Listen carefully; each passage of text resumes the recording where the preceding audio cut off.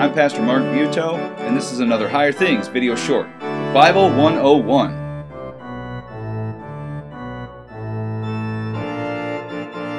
Today, we're talking about the Passover. Now understand something, the Passover is a big deal.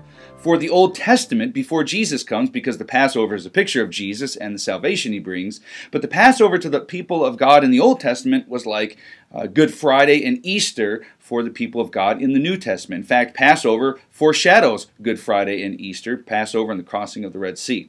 So just remember that. Passover is important. And here's how it goes down. The Lord sent Moses back to Egypt, and he sent him to Pharaoh, and Moses says to Pharaoh, Yahweh, which is the name that means I am that I am, the name that God revealed to Moses in the burning bush. Moses says, Yahweh says, let my people go. And Pharaoh says, who's Yahweh? There's no God around here but the gods of Egypt. And me, of course, because Pharaoh's a god. So I'm not letting your people go. Now get back to work and make some bricks.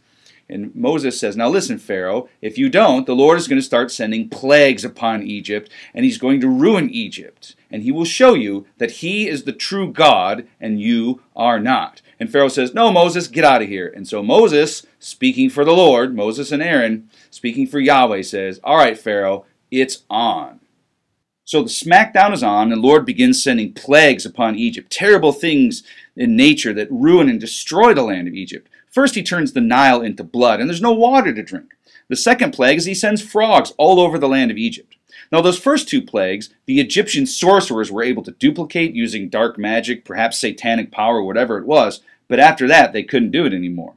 Then the Lord sent gnats that bit everything and flies that bit everything. And then all the Egyptian livestock died. And then there were boils upon man and beast, disgusting sores that plagued them. Then a fiery hail came that was destroying all the crops. Finally locusts that came and cleaned up after that. And finally a plague of darkness so thick that lights wouldn't even shine. And all the while in the land of Goshen, the Israelites were safe. And Yahweh is challenging Pharaoh. And every time Pharaoh says to Moses, okay, fine, the people can go. But as soon as the plague stopped, Pharaoh says, no, they can't go. And so it's a showdown. And it escalates until finally Pharaoh says after the darkness, Moses, get out of my sight. I will never see you again. And Moses says, you sure won't. And there will be one more plague.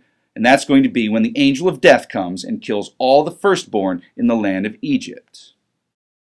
And so the Lord tells the people of Israel, tells Moses, tell the people of Israel, look, this night is going to be the first night for you. It's like starting a new year, starting a new life. Because on this night, I'm going to lead you out of Egypt. I'm going to rescue you from slavery and from your enemies. And this is how it's going to work.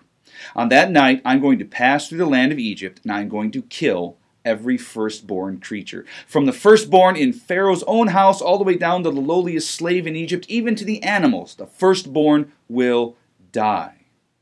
But not in the land of Goshen, not where the children of Israel are, because you are going to take a lamb. And you're going to kill that lamb, and then you're going to eat that lamb. And with the blood that you've gotten when you killed it, you're going to take that and paint it over the doors of your house, over the top of the door and the sides of the door. And when the angel of death comes through, when he passes over, he will pass over your house and not harm anyone inside.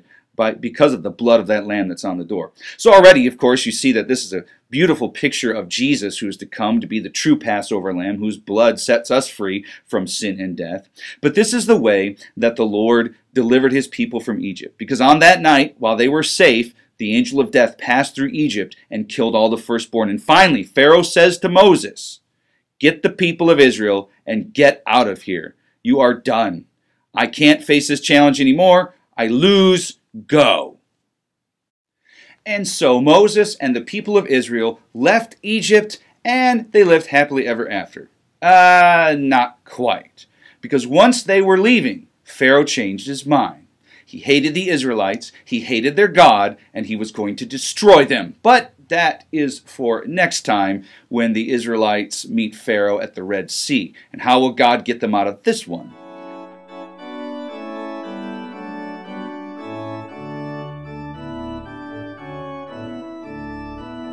I'm Pastor Mark Buetow, and this has been another Higher Things video short. And oh yeah, don't forget, the Passover is really important.